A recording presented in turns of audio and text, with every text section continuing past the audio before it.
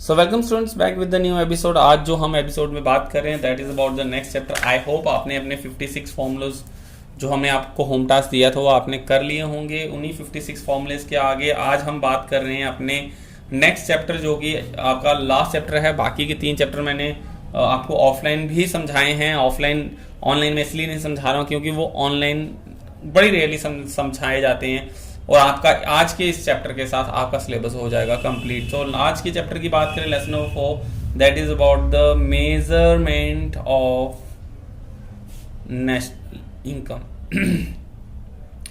National income को हम किस तरह से मेजर करेंगे, that is the methods of measuring national income या मेजरमेंट ऑफ नेशनल इनकम। अपनी नेशनल की इनकम को कैसे हम जो है कैलकुलेट करते हैं। मैं लास्ट एपिसोड में भी आपको ये बताया था कि किस तरह से नेशनल इनकम को कैलकुलेट किया जाता है। ओके, सो आज हम उसी के बारे में बात करने वाले हैं। So let's start the video. अब बात करेंगे हम अपनी नेशनल इनकम को कैलकुलेट करने। देखिए इस चैप्टर में 2 चीजें हैं, एक है न्यूमेरिकल, एक है थ्योरेटिकल। अब बात करेंगे हम पहले न्यूमेरिकल पोर्शंस की। तो हम कहते हैं कि नेशनल इनकम को मेजर करने के 3 डिफरेंट मेथड्स हैं। 3 डिफरेंट मेथड कौन कौन से हैं? सबसे पहला मेथड का नाम होगा वैल्यू एडेड मेथड, वैल्यू को ऐड करने वाला मेथड। सेकंड वन जो है हमारा है इनकम मेथड और जो लास्ट है हमारा that is about the expenditure method.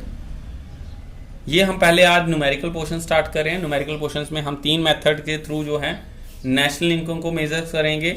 याद रखिएगा जब हम वैल्यू एडेड मेथड का आंसर निकालेंगे, लेट इट बी 325, 725, 50, जो भी आपका आंसर आता है उसको हम कंसीडर करेंगे GDP-MP।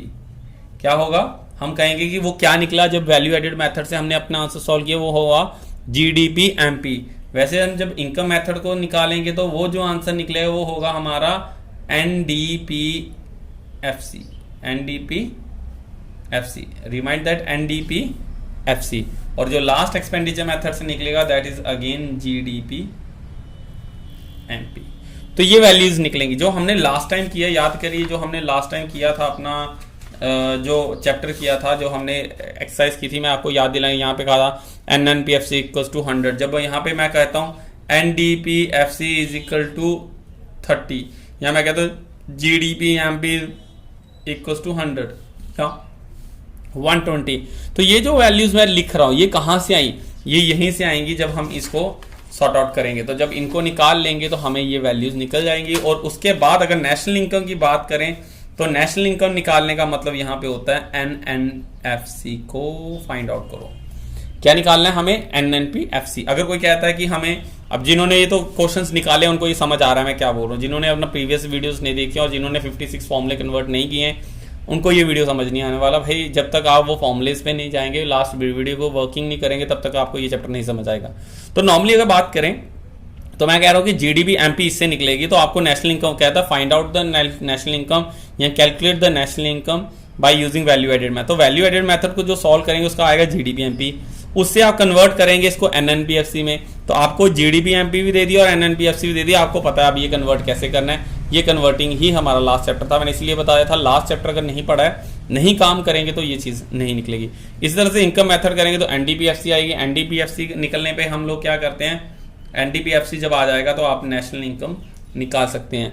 तो नेशनल इनकम को कैलकुलेट करने के लिए वो ये नहीं बताया NNPFC निकालो, क्या निकालें। जब उन्होंने लिखा नेशनल इनकम इट मीन्स आपको क्या निकालना पड़ेगा, NNPFC। तो GDP-MP वैल्यू आने के बाद आप डेप्रिसिएशन NFY ये सारा प्लस माइनस करके ऑटोमेटिकली आप NNPFC भी निकाल सकते हैं। So let me start with the value added method. Value added method कहता है कि भाई जितनी वैल्यूज आप प्रोडक्शन प्रोसेस में ऐड कर रहे हैं उन वैल्यूज को क्या करें, आप टोटल करते जाएं तो ऑटोमेटिकली आपकी वैल्यूज जो होगी वो कैलकुलेट हो जाएगी। सो सबसे पहला मैं बात कर रहा हूँ वैल्यू एडेड मेथड की। तो वैल्यू एडेड मेथड कहता है कि सर वैल्यू एडेड मेथड कैसे निकाला जा सकता है। जैसे कि कॉमर्स के स्टूडेंट को पता है एंट्रीज दी होती हैं, उसमें से देखना आपको क्या करना है क्या चाहिए। तो वैल्यू एडेड मेथड कहता है सिंपल ही है। वैल्यू एडेड मेथड कहता है हमें चाहिए वैल्यू ऑफ आउटपुट कितनी है, आउटपुट की वैल्यू माइनस कर दीजिए इंटरमीडिएट कॉस्ट को। तो जो निकलेगा वो क्या निकलेगा हमारा GDP-MP। समझ आई? अगर आपको वैल्यू ऑफ आउटपुट 100 दिया गया है और इंटरमीडिएट कॉस्ट 20 दिया गया है तो 100 - 20 = 80। तो 80 क्या आ जाएगा जीडीपी एमपी, और जीडीपी एमपी को कन्वर्ट कर दीजिए आप एनएनपी एफसी में, तो इजीली आपको समझ आ जाएगा कि सर ये क्या हुआ। सो वैल्यू एडेड मेथड कहता है कि सर वैल्यू ऑफ आउटपुट की वैल्यू सिंपली है, जो पेन बना उसकी आउटपुट की वैल्यू कितनी है, 10 रुपए का है, और उसमें इंटरमीडिएट कॉस्ट क्या होता है, उसको बनाने में जो खर्चा आया, जो हमने बाहर से पीछे से इसका प्लास्टिक 10 रुपए का खरीदा या 2 रुपए का खरीदा, और 10 का पेन है तो डेफिनेटली 2 रुपए की जो हमने प्लास्टिक खरीदा उसकी वैल्यू हम ऑलरेडी इस पेन में इंक्लूड कर चुके हैं, तो हम उसकी वैल्यू को ऐड नहीं करेंगे। तो वैल्यू एडेड, वैल्यू को ऐड करते जाएं और उस चीज को ऐड ना करें जिसकी वैल्यू। और सपोज कीजिए आपने एक फोन परचेज किया सेकंड हैंड अपने दोस्त से, और उसको आगे रीसेल करते हैं, उसको बेचते हैं, तो डेफिनेटली आपने जितने खरीदा है उसमें अपना भी जो है अपना कॉस्ट जो है वो सब कुछ जोड़ लिया है, तभी आप नेक्स्ट प्रोसेस पे जाएंगे। बट कभी कभी ऐसा होता है कि वैल्यू ऑफ आउटपुट नहीं दी जाती, तो वैल्यू ऑफ आउटपुट, एक चीज की आउटपुट कैसे निकलती है, कैसे किस चीज की वैल्यू निकाली जाए, हम कहते हैं उसकी सेल कितनी हुई है प्लस उसका स्टॉक कितना है। डेल्टा स्टॉक मतलब यहां डेल्टा का सिग्नेचर है, डेल्टा मींस चेंज, उसका ये पेन कितने सेल हो चुके हैं और अभी कितने स्टॉक में अवेलेबल हैं। 10 पेन बने थे, 10 पेन सेल हो चुके हैं, सॉरी 10 पेन टोटल हैं, 7 सेल हो चुके हैं, 3 अभी स्टॉक में हैं। 10 सेल हो चुके हैं, 3 स्टॉक में है। 7 + 3 कितने हैं, यानी कि टोटल 10 पेन है। 10 pen into 10 equals to value of output, इस तरह से निकल जाएगी। अगर हम सिर्फ सेल वाले 7 पेन को लेंगे तो वो टोटल वैल्यू ऑफ आउटपुट नहीं देगा, वो क्या करेगा, वैल्यू ऑफ आउटपुट काउंट नहीं की। वैल्यू ऑफ आउटपुट कैसे निकलेगी, वैल्यू ऑफ आउटपुट रीच करेगी तब सर जब हमारी क्या हो जाएगी, इसकी सेल प्लस डेल्टा स्टॉक होगा। और सेल प्लस डेल्टा स्टॉक करने के बाद हमारा क्या निकल आएगा, इसमें हमारा निकलेगा value of output. Value of output से माइनस इंटरमीडिएट कॉस्ट, तो ऑटोमेटिकली हमारा ये आ जाएगा। बट कभी कभी ऐसा होता है कि क्वेश्चन में सेल भी नहीं दी जाती, सेल दी जाती है, डेल्टा स्टॉक नहीं दिया जाता। तो डेल्टा स्टॉक निकालने का फॉर्मूला कंसेप्ट कहता है कि क्लोजिंग स्टॉक को माइनस कर दें, क्लोजिंग स्टॉक की जब सेल बंद हुई तो कितना था स्टॉक। सो यहां पे हम लोग क्या करेंगे कि क्लोजिंग स्टॉक को माइनस करेंगे हम अपने ओपनिंग स्टॉक के साथ, ठीक है। तो अब यहां पे क्लियर हो गया कि अगर हमें वैल्यू ऑफ आउटपुट नहीं दी जाती तो हमें सेल को प्लस करना है डेल्टा स्टॉक के साथ, तो हमें वैल्यू ऑफ आउटपुट की वैल्यू निकल जाएगी, माइनस करेंगे इंटरमीडिएट के साथ जीडीपीएमपी। मैंने क्या पहले बताया, वैल्यू ऑफ एडेड मेथड में हमें जो वैल्यू आएगी वो हमारी जीडीपीएमपी होगी। अगर इन केस मोस्टली ये होता है सेल दी होती है और सेल दी होगी, डेल्टा स्टॉक नहीं दिया होता, तो इन केस में क्लोजिंग स्टॉक और ओपनिंग स्टॉक दिया जाता है। तो क्लोजिंग स्टॉक को माइनस करेंगे हम ओपनिंग स्टॉक के साथ, तो क्लोजिंग माइनस ओपनिंग करके डेल्टा स्टॉक निकालेंगे, और डेल्टा स्टॉक को प्लस करेंगे हम सेल के साथ, तो हमारा वैल्यू ऑफ आउटपुट आ जाएगा। इसी तरह से कभी कभी इंटरमीडिएट कॉस्ट को भी अगर बात करें तो इंटरमीडिएट कॉस्ट को पूरी वैल्यूज नहीं दी जाती, इंटरमीडिएट कॉस्ट की जगह वो कुछ और लगा देते हैं, जैसे परचेजेस। अगर आप देखेंगे परचेजेस ऑफ फर्म ए, तो परचेजेस क्या हुई, परचेजेस ऑफ ए फर्म ने परचेज किया तो वो भी उसकी परचेजेस काउंट की जाएगी। तो परचेजेस को भी हम क्या कहते हैं, इंटरमीडिएट कॉस्ट कहते हैं। इसके अलावा एक कंसेप्ट आता है इसमें एक्सपोर्ट का। देखिए अब एक्सपोर्ट जो होगा, एक्सपोर्ट अगर देखिए कंपनी कोई चीज बना रही है तो या तो उसको विद इन कंट्री सेल कर रही है या बाहर सेल कर रही है, और जब वो बाहर सेल करेगी उसको क्या कहेंगे हम, एक्सपोर्ट। वैसे ही इंपोर्ट कर रही है तो इंपोर्ट हमारा जो ऐड होगा वो कहाँ होगा, इंटरमीडिएट कॉस्ट में। इंटरमीडिएट कॉस्ट में उसका इंपोर्ट काउंट होगा, जबकि एक्सपोर्ट जो होगा वो उसका काउंट होगा वैल्यू ऑफ आउटपुट में। तो इस तरह से ये सारा निकालने के बाद अगर हमें एंट्री में एक्सपोर्ट दिया गया है तो हम एक्सपोर्ट को प्लस करेंगे अपने वैल्यू ऑफ आउटपुट में, और इंपोर्ट को प्लस करेंगे इंटरमीडिएट कॉस्ट में। दोनों की वैल्यूज को निकालने के बाद माइनस करेंगे हम इंटरमीडिएट कॉस्ट को, तो जो वैल्यूज आएगी वो हमारी आएगी जीडीपी एमपी। जबकि इसी के साथ हम अगर दूसरे मेथड की बात करें तो अब निकालना क्या था हमें, नेशनल इनकम। अब find out the national income, तो नेशनल इनकम निकालना मतलब क्या हुआ, नेशनल इनकम निकालने का मतलब हुआ एनएनपीएफसी निकालनी है। तो जीडीपी एमपी तो हमें मिल गई ऊपर से, इसको कन्वर्ट कर देंगे हम एनएनपीएफसी में। तो वही मेथड जो अब बच्चों ने किया था कि जीडीपी एमपी में क्या करेंगे हम, प्लस माइनस करेंगे डेप्रिसिएशन, प्लस करेंगे एनएफवाईए और माइनस करेंगे एनआईटी, तो ऑटोमेटिकली जो वैल्यू जो होगी वो आ जाएगी। तो पेपर में ये इसके साथ साथ इनकी वैल्यूज भी दी होंगी और ये डेप्रिसिएशन NFI और NIT भी दी होगी।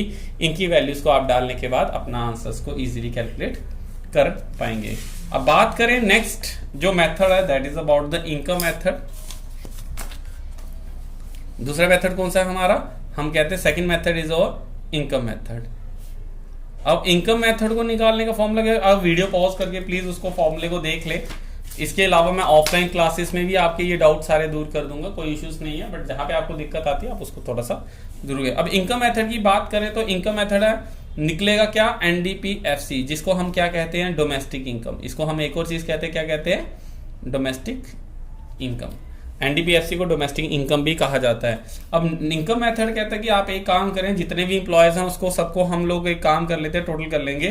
तो इसमें हम 3 चीजों को लेंगे, जैसे हमने लास्ट में वैल्यू ऑफ आउटपुट और इंटरमीडिएट किया। इसमें हम क्या कम करेंगे, एक होगा हमारा कंपनसेशन ऑफ एम्प्लॉय की कंपनसेशन। देन आफ्टर आता है हमारा इसके साथ operating surplus and the last one is mixed income. इन तीनों चीजों को जो हम प्लस कर देंगे, टोटल कर देंगे, यहां पे कंपनसेशन ऑफ एम्प्लॉय दिया है 100, ऑपरेटिंग सरप्लस 100 और मिक्स्ड इनकम 100। तो 100 प्लस 100 प्लस 100 300 जो होगा वो क्या निकलेगा हमारा, NDPFC। बट इतना सिंपल तो नहीं है। अब बात करें कंपनसेशन ऑफ एम्प्लॉय का होता है, कहते हैं कि इनकम मेथड कहता है कि बहुत सारे लोगों की इनकम है, तो इनकम या तो आएगी कहां से, या तो आएगी वो एम्प्लॉय होगा।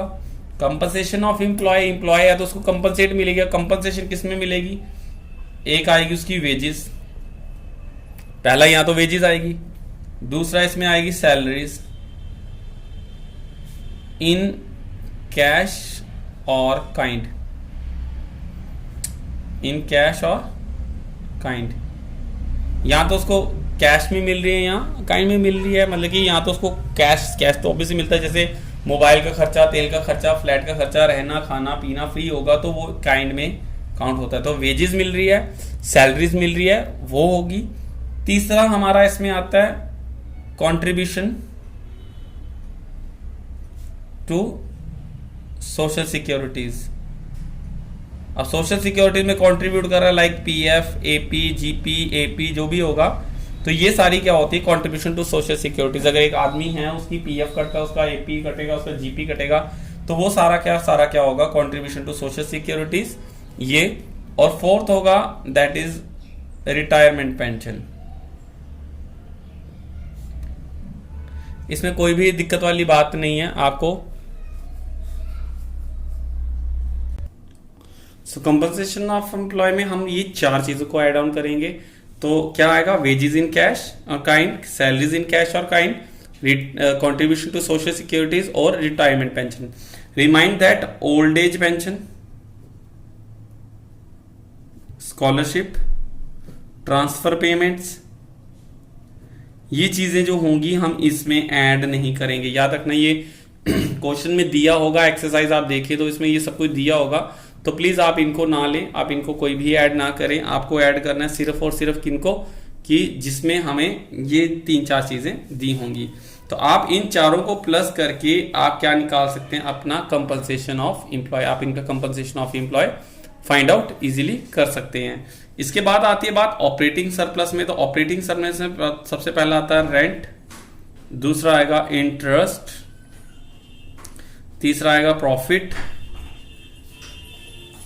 ठीक है, ये 3 चीजें। और प्रॉफिट के अंदर भी आपका आएगा डिविडेंड,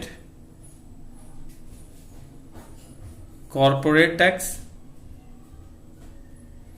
और आएगा अनडिस्ट्रीब्यूटेड प्रॉफिट। प्लीज इनको लिख लें आप, प्लीज एक दफा एक लिख लें, मैं धीरे धीरे बताता हूं। ऑपरेटिंग सरप्लस अगर हमें नहीं दिया गया तो आपको क्या क्या दिया होगा, आपको रेंट दिया होगा, आपने रेंट ले लेना है, आपने इंटरेस्ट दिया, आपने इंटरेस्ट लेना है, आपको प्रॉफिट दिया, आपने प्रॉफिट लेना है। तो अगर आप इन 3 को, ये जो 3 है, आप इन तीनों को प्लस करेंगे तो आपका क्या निकल आएगा, operating surplus.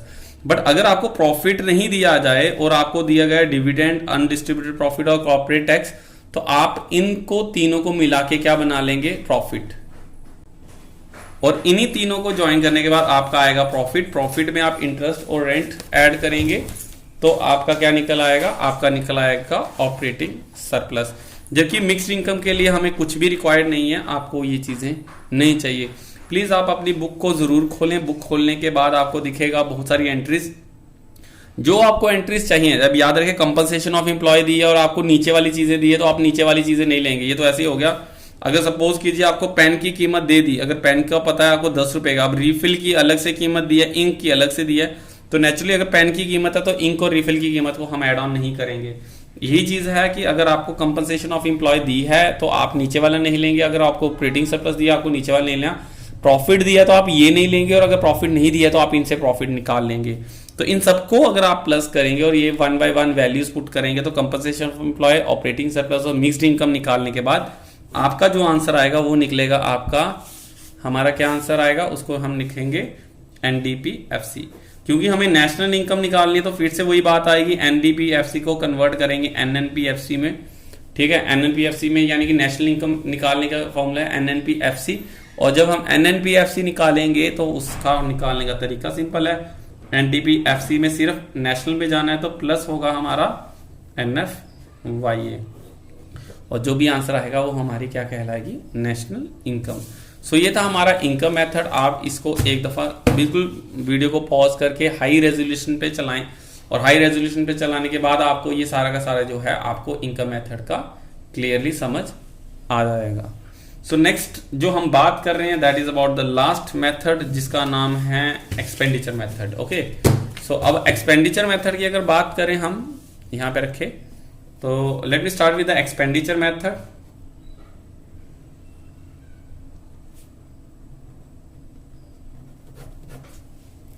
Okay, so let me start with the expenditure method. अगर एक्सपेंडिचर मेथड की हम बात करें तो एक्सपेंडिचर मेथड क्या था कि एक काम करें, हम सारे के सारे जितने खर्चे हैं उसको ही को टोटल कर लेते हैं, उतनी ही चीजें बनेंगी और उसकी जितनी चीजें बनेंगी उसी को हम कंसीडर कर देंगे एज अ जीडीपी एमपी। तो जीडीपी एमपी कंसीडर होगा। अगर एक्सपेंडिचर मेथड का जो आंसर आएगा उसको जीडीपी एमपी कन्वर्ट करेंगे उसको एनएनपीएफसी में, तो आंसर हमारा आ जाएगा। तो एक्सपेंडिचर मेथड को निकालने का भी हमारे पास 3 ही चीजें निकलेंगी। इन तीनों चीजों को प्लस करेंगे। सबसे पहला आएगा हमारा फाइनल कंजप्शन एक्सपेंडिचर, सेकंड है हमारा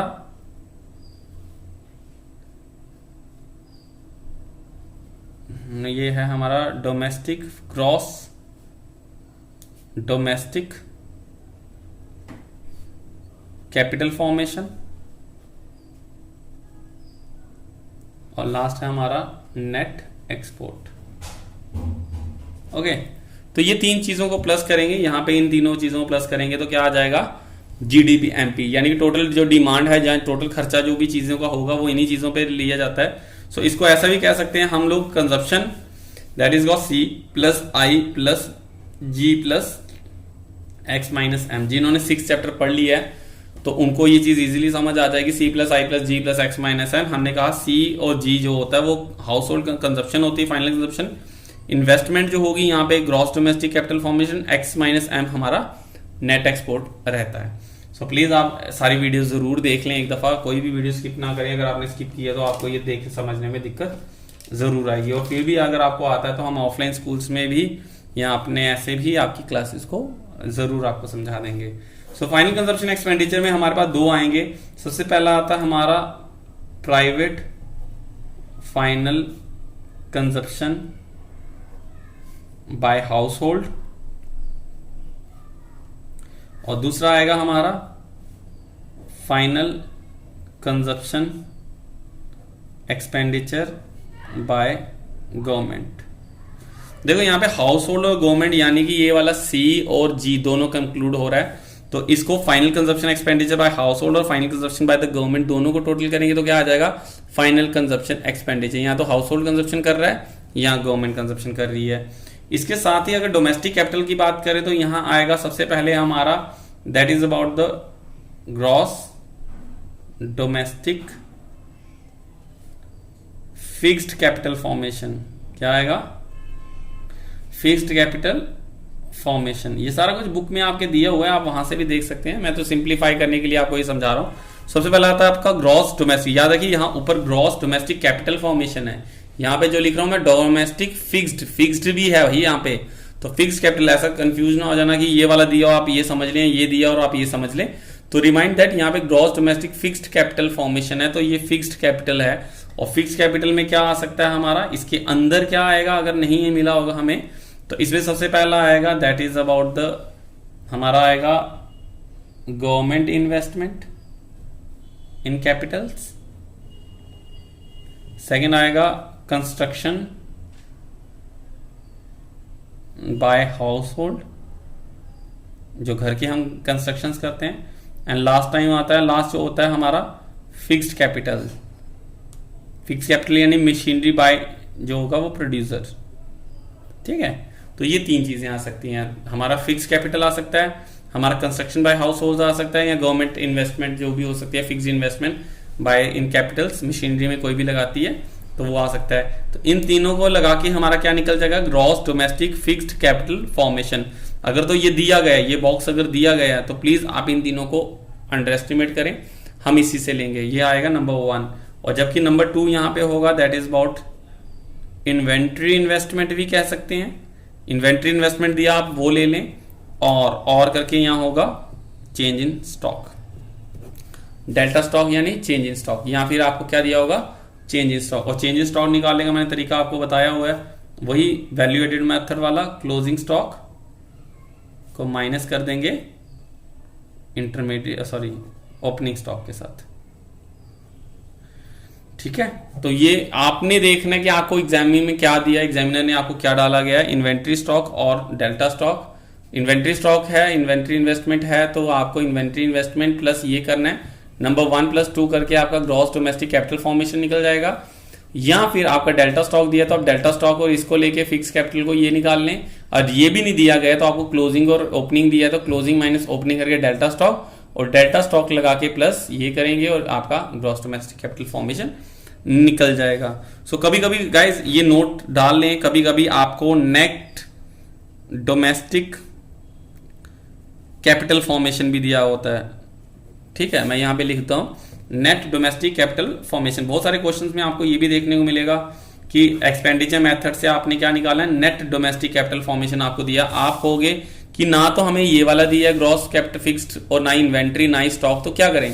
तो इस ग्रॉस में आपको क्या करना पड़ेगा, प्लस करना पड़ेगा। नेट से ग्रॉस बनाना है तो नेट से ग्रॉस कैसे निकलेगा, इसमें प्लस कर दें डेप्रिसिएशन। जब आप इसमें प्लस करेंगे अपने डेप्रिसिएशन को तो ऑटोमेटिकली ये बन जाएगा ग्रॉस डोमेस्टिक कैपिटल फॉर्मेशन, जो कि यही है ग्रॉस डोमेस्टिक कैपिटल फॉर्मेशन। तो net domestic capital formation plus करें डेप्रिसिएशन, तो डेप्रिसिएशन आपको दिया जाएगा और आप इससे ग्रॉस डोमेस्टिक कैपिटल फॉर्मेशन बना लें। और लास्ट है आपका नेट एक्सपोर्ट। सो अगर बात करें नेट एक्सपोर्ट की तो ये फाइनल है हमारा नेट एक्सपोर्ट। नेट एक्सपोर्ट में हम क्या करेंगे, सिंपली हमें नेट निकालना है तो माइनस होगा, इसमें एक्सपोर्ट हमें दिया होता है, माइनस करेंगे हम इंपोर्ट को, यहां पे दोनों चीजें, एक्सपोर्ट को माइनस कर दें अगर हम इंपोर्ट के साथ, तो हमारा क्या निकल जाएगा नेट एक्सपोर्ट। तो गाइज इतना ही है, इसमें ज्यादा कुछ भी नहीं है। आपने देखना क्या है, ये आपको बिल्कुल बुक में इजीली दिया है, आपको सिर्फ फॉर्मूले पे जाना है, हल्का सा आपने उसका रिव्यू करना है कि क्या क्या चीज है, जैसे फाइनल कंजप्शन एक्सपेंडिचर निकालनी है, ग्रॉस डोमेस्टिक कैपिटल फॉर्मेशन और नेट एक्सपोर्ट। अगर हमें ये तीनों चीजें दी है तो हम तीनों को प्लस करके निकाल लेंगे, अगर नहीं दिया तो हम final consumption expenditure by household और final consumption by the government, इसमें साथ ही हम निकालना पड़ेगा gross domestic fixed capital formation, और हमें दिया होगा इन्वेंट्री या फिर चेंज इन स्टॉक। तो ऑलमोस्ट सारी चीजें दी होंगी। इसको निकालने के बाद जो हमारा आंसर आएगा वो आएगा GDP MP, और नेशनल इनकम का मैंने आपको बताया NNPFC होगा, तो इसको कन्वर्ट करेंगे तो ऑटोमेटिकली आपका क्या बन जाएगा, नेशनल इनकम कैलकुलेट हो जाएगी। तो इसी तरह से यही तीन जो है, हम जैसे बात कर रहे थे स्टार्टिंग में अपने इन मेथड्स को लेके, तो हमने कहा कि इसमें जो है हमारे लेसन नंबर 4 में तो हम बात करेंगे 4 इन चीजों को लेके। तो हमारे 3 डिफरेंट मेथड्स हैं, out of these 3 methods, value added method, income method और एक्सपेंडिचर मेथड। तो ये वैल्यू एडेड, इनकम और एक्सपेंडिचर मेथड को हम अगर सॉर्ट आउट करेंगे तो GDP MP NDPFC और क्या निकलेगा हमारा GDP MP अगेन।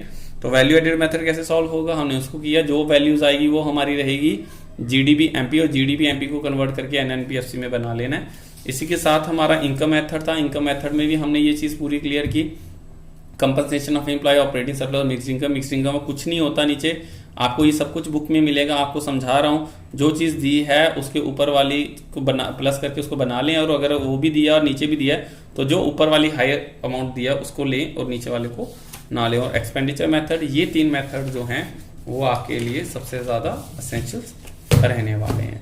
तो इसी के साथ ये जो हमारा था ये न्यूमेरिकल पोर्शंस, ये इतना ही है। अब बात करें अगर हम थ्योरेटिकल्स की, तो late me start with the theoretical portions. तो थ्योरेटिकल पोर्शंस में हम लोग बात करेंगे अबाउट द प्रिकॉशंस। अब जब बात करें हम प्रिकॉशंस की, तो मैं प्रिकॉशंस की अगर बात कर लूं, जस्ट अ मिनट, प्रिकॉशंस की अगर बात करें हम, तो प्रिकॉशंस में कहते हैं कि क्या प्रिकॉशंस लिए जाएं इन मेथड्स को यूज करते हुए कि ताकि हमें कोई भी क्लैश देखने को ना मिले। अब जब क्लैश नहीं मिलने की बात आ रही है तो हम कहते हैं सर ऐसी बहुत सारी चीज़ें हैं जहाँ पे क्लैशेस नहीं होने चाहिए, और क्लैशेस कहाँ नहीं होने चाहिए। सो हम बात करें that is about the precautions of किस का, वैल्यू एडेड मेथड का, इनकम मेथड का और एक्सपेंडिचर मेथड। इन तीनों के अगर हम प्रिकॉशंस की बात करें, अब प्रिकॉशंस क्या होता है ना, कि डॉक्टर कहता है कि आपको कुछ प्रिकॉशंस लेने पड़ेंगे। तो प्रिकॉशंस लेने मतलब कि जब आप नेशनल इनकम को फाइंड आउट कर रहे हो तो आपको क्या प्रिकॉशंस लेनी है, क्या नहीं लेनी है, किस तरह से आप इन चीज़ों को सही कर सकते हैं, किस तरह से आप अपनी चीज़ों को गलत ना निकालें, ताकि वैल्यू एडेड मेथड से आप कुछ कैलकुलेट कर रहे हैं तो ऐसा ना हो कि आप कुछ गलत निकाल दें। तो सबसे पहले अगर बात करें हम इसकी प्रिकॉशंस की, तो सबसे पहला प्रिकॉशंस हमारा वैल्यू एडेड मेथड में यहाँ पे हम स्टार्ट करेंगे। वैल्यू एडेड मेथड में सबसे पहले आता है कि इंटरमीडिएट गुड जो होगा उनकी वैल्यूज जो होगी वो ऐड नहीं की जाएगी। इंटरमीडिएट गुड्स वहां पे स्टूडेंट पूरा लिखा हुआ है, आप प्लीज उसको देख सकते हैं। मैं 1 बाय 1 वही पॉइंट पे एक्सप्लेन कर रहा हूँ कि intermediate goods are not be included in the national income. Intermediate goods की जो वैल्यू होगी वो ऐड नहीं की जाती, क्योंकि value of output minus intermediate cost, intermediate cost add जो है वो कट कर दी गई है, वो ऑलरेडी माइनस होती है, तो हम इसमें ऐड नहीं करते। सेकंड बात है sale and purchase of second hand goods. अब ये आप बुक भी खोल लें, आप लिखना है तो लिख सकते हैं, sale and purchase of second hand goods. Second hand चीजें जो हैं उनकी सेल और परचेज, खरीदी आपने तो उससे पैसे अर्न किए, जैसे ये पेन 10 रुपए का लिया था, बेच लिया सेकंड हैंड पे तो इसको 7 रुपए मिल रहे हैं, तो वो जो 7 रुपए हैं वो हम वैल्यू एडेड मेथड में इंक्लूड नहीं करते, क्योंकि इसकी वैल्यू ऑलरेडी 10 रुपए हम ऐड कर चुके हैं। तो सेकंड हैंड गुड में इसकी वैल्यू जो हो वो ऐड नहीं की जाती। थर्ड बात करें that is the production for self consumption. Production जो होगी फॉर सेल्फ कंजप्शन, जैसे कि मैं अपने लिए लिख रहा हूँ या लेट इट बी मैं ये कुछ भी घर के काम कर रहा हूँ, या मम्मी आपके लिए खाना बना रही है, तो घर का कोई भी काम, कोई भी ऐसा काम जो आप अपने लिए कर रहे हैं, सेल्फ प्रोडक्शन के लिए कर रहे हैं, खुद के लिए कर रहे हैं, उनकी प्रोडक्शन की वैल्यू ऐड नहीं होगी, क्योंकि आप अपने ही खुद खाना खाएं और उसके लिए पैसे दें अपने आप को, या मम्मा अपने लिए घर के लिए खाना बनाए उसके लिए पैसे दे, तो वैसा ऐड नहीं होता, आप उनको इंक्लूडेड ना करें वैल्यू एडेड मेथड में। सो स्टूडेंट्स अगर बात करें हम लोग, तो हम सिंपली ये बात कर रहे हैं कि that is the productions for जो होगी प्रोडक्शंस फॉर सेल्फ कंजप्शन। जो भी हम गुड्स प्रोड्यूस करेंगे, रिमाइंड दैट, ये बिल्कुल आप दिमाग में रख लेना, जो गुड्स हम अपने लिए बनाएंगे उसको हम क्या करेंगे, ऐड करेंगे, लेकिन जो हम अपने लिए सर्विसेज प्रोवाइड करेंगे हम उसको ऐड नहीं करेंगे। ठीक है, तो मैंने बताया कि जैसे ममा ने अगर खाना बना रहे हैं घर पे, तो भाई उसकी जो प्रोडक्शंस की जो सर्विसेज हैं, यानी जो सर्विसेज वो अपने लिए प्रोवाइड करवा रही है उसकी प्रोडक्शंस के हैं, तो वो हम ऐड नहीं करेंगे। बट अगर सपोज करो एक फार्मर अपने खेत में अपने खाने के लिए अगर कुछ प्रोडक्शंस करता है, तो उसकी जो वैल्यूज होंगी उसको हम ऐड करेंगे, यानी गुड्स को हम ऐड करेंगे, सर्विसेज को ऐड नहीं करेंगे। इसी के साथ फिफ्थ पॉइंट आता है that is the imputed value. जो हमारी इम्प्यूटेड वैल्यूज होती है, value of owners occupied house. अब इम्प्यूटेड वैल्यू हो गया एक एस्टिमेटेड वैल्यू। इम्प्यूटेड वैल्यू का मतलब हो गया एक एस्टिमेटेड वैल्यू को भी हम क्या करेंगे, should be include the people who live in their own house do not pay any rent but they enjoy housing service similar to those people who stay in the rented house। तो ऐसी एक घर जो आदमी ने बनाया उसकी estimation value जो होगी वो भी हम इसमें इंक्लूड करेंगे। And the last one 6 is their change in stock of goods जब हम डेल्टा स्टॉक कहते हैं, जब हमने वैल्यू एडेड मेथड किया सेल प्लस डेल्टा स्टॉक, तो डेल्टा स्टॉक भी ऐड होता है, तो हम इसको भी ऐड करेंगे। सो सिंपली है that is the intermediate good should सबसे पहला है that is the intermediate goods are not be included in the national income, ठीक है। Second one is the sale and purchase of second hand goods is not included. Third one is the production of services for self consumptions are not included. Fourth one is production for goods. Production of goods for the self consumption will be included. Imputed value of owner's occupied house should be included and the change in stock of goods will be included. तो ये चीजें जो हैं हम include करेंगे। इसके साथ ही एक क्वेश्चन आता है that is the problem of double counting. Problem आती है डबल काउंटिंग में कि हम एक ही चीज को डबल काउंटिंग में वैल्यू एडेड मेथड में एक ही चीज को दो दो बार काउंट कर लेते हैं, ऐड कर रहे हैं वैल्यूज। तो ऐसा हो सकता है कि मैंने कोई प्रोड्यूस किया, मैंने अगले को बेचा, उसने भी अपनी वैल्यू ऐड कर ली, तो मेरी और उनकी दोनों की वैल्यूज ऐड हो जाए, तो ये एक प्रॉब्लम्स आती हैं। इसका सोल्यूशंस क्या आता है, एक आता है फाइनल आउटपुट मेथड या फिर वैल्यू एडेड मेथड, कि इस प्रॉब्लम को कैसे सॉल्व कर सकते हैं हम, या तो हम क्या करें वैल्यू एडेड मेथड को यूज कर लें या हम फाइनल आउटपुट मेथड को यूज करें। क्योंकि वैल्यू एडेड मेथड हम खुद भी पढ़ रहे हैं तो इसमें हमें कोई इश्यूज नहीं है, तो हम यही चाहते हैं कि इसको हम एक दफा दो जो प्रॉब्लम्स, जो भी हमारी प्रॉब्लम्स है, इनको हम सॉर्ट आउट कर पाए। अब बात करते हैं मेन जो है इनकम मेथड के प्रिकॉशंस की। तो इनकम मेथड में क्या क्या प्रिकॉशंस लेने हैं, लिखते जाएं वन बाय वन। यहाँ बुक्स पे आपके क्लियरली लिखा हुआ है, तो आप उसके थ्रू भी जा सकते हैं प्रिकॉशंस की। तो प्रिकॉशंस में हम बात करते हैं सबसे पहले पॉइंट की, जो हमारा precaution that is the transfer incomes.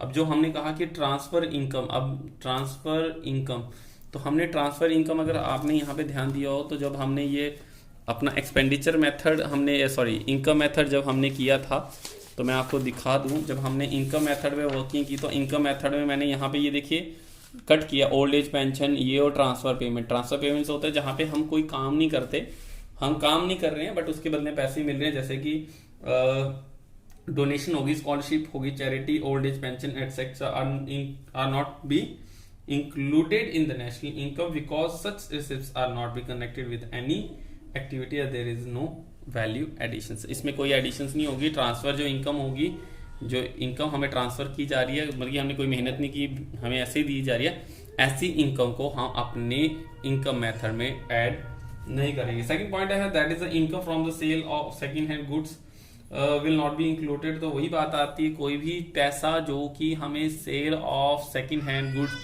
से परचेज हो। मैंने पहले भी ये बताया कि अगर ये पेन ऑलरेडी जो है वैल्यू खरीद चुके हैं, इसकी वैल्यू ऐड हो चुकी है, तो हम इसकी सेकंड टाइम इसकी वैल्यू ऐड नहीं करेंगे, क्योंकि इसकी वैल्यू 10 रुपये पहले ऐड थी, 7 रुपये बेचने के बाद ऐड करें तो टोटली 17 को पेन ही 10 का ही है। हम पहले ही सर्विसेज जो वैल्यूज है उसकी काउंट करेंगे। हम सेकंड जो होगा सेल और सेकंड हैंड गुड्स पे जो परचेजिंग होगी, मनी आएगी, इनकम आएगी, उसको हम इंक्लूड नहीं करेंगे।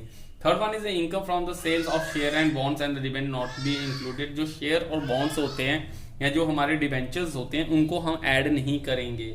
जो भी हमारी इनकम कहाँ से जनरेट होगी, इनकम फ्रॉम शेयर्स, बॉन्ड्स या फिर हमारे डिबेंचर्स, उनको हम लोग इंक्लूड नहीं करेंगे। रीजन बिहाइंड दैट, एक कंपनी ने अपने शेयर 10 रुपए के बेचे हैं, तो अगर वो आदमी फिर से उसको रीसेल करता है 8 रुपए में, तो हम वही पेन वाली सिस्टम आ जाएगा कि ये एक शेयर है, तो ये शेयर अगर इसने 10 रुपए का खरीदा है तो बाद में उसको रीसेल करता है 7 रुपए में, तो 7 रुपए ऐड नहीं किए जाएंगे, तो इसको हम ऐड नहीं करेंगे सेकेंड हैंड उस पे। फोर्थ आता है that is about the windfall gains. Windfall gains का मतलब होता है like income from lotteries and horse race etcetera are there is no productive activity connected with them. ऐसे कोई भी काम नहीं है। इनकम देखिए उसको ही ऐड करेंगे जहां से कुछ काम करने के बाद प्रोडक्शन हुई है, गुड्स एंड सर्विसेज बनी है, उससे इनकम जनरेट हुई, उसी को अगर हम लोग 10 लोग मिलके 1-1 रुपया डालें और एक चिट फंड खेले कि जिसके नाम आया सारे 10 रुपए उसके, तो इसमें कोई मेहनत नहीं, कोई उन्होंने काम नहीं किया, कोई प्रोडक्शन नहीं की, कोई कुछ भी नहीं हुआ, तो 10 रुपए जिसको लेके गया वो इनकम नहीं थी, वो एक कॉन्ट्रीब्यूशन था दूसरों का, यानी उन्होंने अपनी इनकम ट्रांसफर कर दी एक लक के थ्रू। तो ऐसी जो विंडफॉल गेन्स होती है उनको हम ऐड नहीं करेंगे। Fifth one is about the again the imputed value of service provided by the owners for the production until will be produced. तो इम्प्यूटेड वैल्यू जो होती है, एस्टिमेटेड वैल्यू जो रहेगी, इम्प्यूटेड वैल्यू मैंने यहां भी बता दो फिफ्थ में, इम्प्यूटेड वैल्यू क्या होगी, एस्टिमेटेड वैल्यू ऑफ सर्विसेज जो कि ओनर जो है प्रोडक्शन के लिए प्रोवाइड करवाएगा। फॉर एग्जाम्पल एक मशीनरी देता है या प्रोडक्शन फॉर सेल्फ कंजप्शन होता है या ओनर्स ऑक्यूपाइड हाउस होता है, इसको हम ऐड करेंगे क्योंकि ये प्रोडक्टिविटी एक्टिविटीज में होता है। और हम घर पे रह रहे, अगर हमारा घर नहीं होता तो हम कहीं और रहते किराए पे, तो वो भी एक सर्विसेज हम गेन करते और उसका पैसा देते, तो वो ऐड किया जाता। The sixth one is the payment out of the past saving. जो हमारी जो पास्ट सेविंग होगी, लाइक डेथ ड्यूटीज होती है, गिफ्ट टैक्स होता है, वेल्थ टैक्स होता है, इसको भी हम इंक्लूडेड नहीं करते हैं। दैट इज जो हमने सोशल सिक्योरिटीज कहा था, इसमें आपको फिर से बता दूं, that is a contribution to the social securities जो हमने किया इनकम मेथड में, जो हमने सोशल सिक्योरिटीज कॉन्ट्रीब्यूशन किया था पीएफ जीपी एपी का, तो उसकी तरह से हम लोग क्या कह रहे हैं कि ऐसी इसके बाद पास सेविंग जो पेमेंट्स होंगी, जो हमने लेट इट बी वही होते हैं डेट ड्यूटीज जो दी या गिफ्ट टैक्स दिए, वेल्थ टैक्स दिया, ये हमारे इसमें इंक्लूडेड नहीं होगा। And the last one is about the indirect taxes. Indirect taxes भी जो होगा वो इंक्लूडेड नहीं होता in the national income at factor cost, however they are included in the national income at market price. जब market price की बात हो, ओनली इन दैट केस वो ऐड होगा, बट फैक्टर कॉस्ट के केसेस में वो ऐड नहीं होगा, क्योंकि NNP-FC अगर NNP-MP होता, इन दैट केस हमारा इनडायरेक्ट टैक्सेस इंक्लूडेड होता, क्योंकि FC जब हम बात करते हैं तो ऑलरेडी हम बात कर देते हैं कि FC में माइनस हो जाता है हमारा NIT means net indirect taxes, तो हम कहते हैं इनकम मेथड में हमें ये ऐड नहीं करना। So student don't be worried about that. आपकी बुक में अगर इतने पॉइंट्स नहीं हैं तो कोई घबराने की बात नहीं है, आपकी बुक्स में जितने पॉइंट हैं आप उसी के थ्रू प्रोसीड करें तो भी वो वैलिड रहेगा, यानी कि उसमें कोई घबराने की बात नहीं है, आपका वो ठीक हो जाएगा। अब बात करें अगर इनकम मेथड के बाद, तो हम बात करें प्रिकॉशंस की, तो precautions of expenditure method. Remind that one thing कि आपके जो दो ही इसमें से पोर्शंस निकलते हैं, एक न्यूमेरिकल्स और एक थ्योरेटिकल, तो हमने न्यूमेरिकल्स कर लिया। अब थ्योरेटिकल्स की बात करें, that is of precaution of value added method, income method and expenditure method. अब बात करें एक्सपेंडिचर मेथड की प्रिकॉशंस की, तो very first one is expenditure on expenditures on the intermediate good will not be included in the national income। जो भी हम intermediate goods पे हम खर्चा करेंगे, क्योंकि हमने अपने वैल्यू एडेड में कह दिया कि एक्सपेंडिचर्स जो हो गया इंटरमीडिएट गुड्स पे उसको माइनस कर देंगे, तो इंटरमीडिएट गुड्स का जो खर्चा होगा उसको हम ऐड नहीं करते, उसको हम क्या कर देंगे, निकाल देते हैं, as it is already included in the value of final expenditure. If it is included again it will be lead to the double counting expenditures. तो आपने इसको पहले ही काउंट कर लिया, तो हम इसको काउंट नहीं करेंगे अपने एक्सपेंडिचर मेथड पे। Second one is the transfer payments are not included. Transfer payments अब क्लियर है, that is called the one sided payment. सिर्फ हम दे रहे हैं, वैसे खर्चे को हम इंक्लूडेड नहीं करते, because as such payments are not connected with any productivity activity and there is no value additions. तो इनकी वैल्यूज नहीं है, इनकी कोई भी प्रोडक्टिविटी नहीं हो रही, तो इसलिए हम इनको ऐड नहीं करते। The third one is the purchases of the second hand goods will not be included. जो भी हम परचेजेस कर रहे हैं सेकंड हैंड गुड्स की, पेन का हमने 10 रुपए का पेन था 7 रुपए में खरीदा, एक्सपेंडिचर हुआ ना 7 रुपए का, तो 7 रुपए का खरीदा, तो हम इसको 7 रुपए का ऐड नहीं करेंगे, क्योंकि ऑलरेडी जिसने 10 रुपए खर्चे थे उसका 10 रुपया हम ऐड कर चुके हैं, 7 रुपए ऐड नहीं होंगे। तो purchases on second hand good जो होगी वो ऐड नहीं किया जाएगा। ऐसा खर्चा जो आप सेकंड हैंड गुड्स पे खर्चा करेंगे, ऐसा expenditure has already been included when they are originally purchased, so such goods do not affect the current flow of the goods and services। however any commission the brokerage, जो भी commission और brokerage होगी वो add होती है। अब देखो, मैं पेन बेचने के लिए किसने कहा मेरे को यार ये 7 रुपए का पेन बिकवा दे, गाड़ी बिकवा दे, मोबाइल बिकवा दे, इन दैट केस अगर ये बिकवाने में हेल्प करता है और हम उसको कोई कमीशन देते हैं, उसको कोई भी चीज देते हैं, इन दैट केस वो ऐड किया जाएगा, अदरवाइज वो ऐड नहीं किया जाता। Fourth one is the purchases of financial assets will not be included. कोई भी ऐसा शेयर बॉन्ड्स जो डिवेंचर्स, मैंने बता दिया इनकम मेथड में कि शेयर बॉन्ड डिवेंचर्स की जो सेल परचेज होती है उस पे हम कोई भी, हाँ कमीशन जो होती है वो काउंट की जाती है, बट जो हमारी परचेजेस होती है वो नहीं होती। Asset transaction do not contribution to the current flow of goods and services, so these final assessments are merely paper claim and involve a change of the title only. तो ये सिर्फ नाम ही चेंज करा, मेरे बॉन्ड्स तुम्हारे नाम पे हो जाएंगे, ज्यादा कुछ नहीं होगा। तो हम इनको जो परचेजेस होगी, परचेजेस किसकी, ऑफ फाइनेंशियल असेट्स, तो इनको भी हम लोग ऐड नहीं करते। And the last one is expenditure on the own account. Expenditure जो होगा on own account production, on account of production will be included. बस यही चीज यूज होगी, इंक्लूडेड होगी कि हम अपने खाने के लिए अगर कोई खर्चा करते हैं, कोई एक्सपेंडिचर करते हैं, यहाँ पे मुझे कुछ खाना था या मुझे कोई प्रोडक्शन करनी थी, इस चीज को इंक्लूडेड करेंगे। क्योंकि जब मैं अपने खाने के लिए प्रोडक्शन करूंगा तो नो डाउट ऐसे खर्चों को हम इंक्लूडेड बिल्कुल करेंगे जहां पे क्या होगा कि गुड्स और सर्विसेज प्रोड्यूस की जाएंगी। So these are the sum we can call that is about the precautions of expenditure method, income method and valuated method. I hope आपको ये चीज समझ आई होगी। इतना ही है ये चैप्टर। इसमें 2 पोर्शंस रहते हैं, एक रहता है हमारा न्यूमेरिकल्स, एक आता है हमारा थ्योरेटिकल्स। तो न्यूमेरिकल्स में हमने 3 मेथड किए जो हमारे थे, इनकम मेथड, वैल्यूएटेड मेथड और एक्सपेंडिचर मेथड। साथ ही साथ हमने इनके किए प्रिकॉशंस। तो प्लीज़ आप एक दफ़ा इनको रीड आउट ज़रूर कर लें, और जहाँ पे आपको दिक्कत आती है प्लीज़ कमेंट बॉक्स में अपना नाम और ये चीज़ें मेंशन करें ताकि हम आने वाले टाइम पे इन प्रॉब्लम सॉर्ट आउट कर पाएँ। So this is the last chapters of your macro economics. आज आपका होता है सिलेबस ख़त्म। सो आप रिवाइज करें, कहीं डाउट आता है तो आप पूछें, तो आपका सिलेबस जो है वो कम्प्लीटली ख़त्म हो गया। So thank you so much guys for being with us. अगर कुछ रहता है तो मैं डेफिनेटली और समझाने के लिए अपनी वीडियोस ज़रूर अपलोड करूंगा, लेकिन आप कमेंट बॉक्स में ज़रूर मेंशन कीजिए। बाकी जो है वो यही है, इसमें और कुछ भी आपको करना नहीं है। कहीं आपको दिक्कत आती है, कॉल मी और व्हाट्सएप मी ऑन 9011816143। तो thank you guys so much for being with us and I hope आपको ये सारा समझ आया हो चैप्टर्स, और आप इसको प्लीज़ एक दफ़ा गो थ्रू ज़रूर करें, इसके न्यूमेरिकल ज़रूर सॉल्व करें, इसके जितनी एक्सरसाइजेज हैं वो सॉल्व करें और रिटर्न वर्क पे ज़रूर जाएं। सेकंड चैप्टर, थर्ड चैप्टर जो आपका है उसकी कन्वर्जन्स पूरी करें 56। आई होप आपने वो कर ली होगी, अगर कर ली है तो ये चैप्टर समझ आए। अगर आपको ये चैप्टर समझ नहीं आ रहा तो थर्ड पे जाएं, थर्ड की कन्वर्जेशन करें, सारा का सारा रिलेटेड जो 56 फॉर्मूलेज है उसको करें और उसके बाद यहाँ पे आप प्रोसीड करें। अगर आपको समझ नहीं आ रहा है तो इसको 1-2 बार देखें तो ऑटोमेटिकली वो समझ आना शुरू हो जाएगा। Thank you so much guys, आपके लिए इतना ही। मिलते हैं next time. Till then bye bye.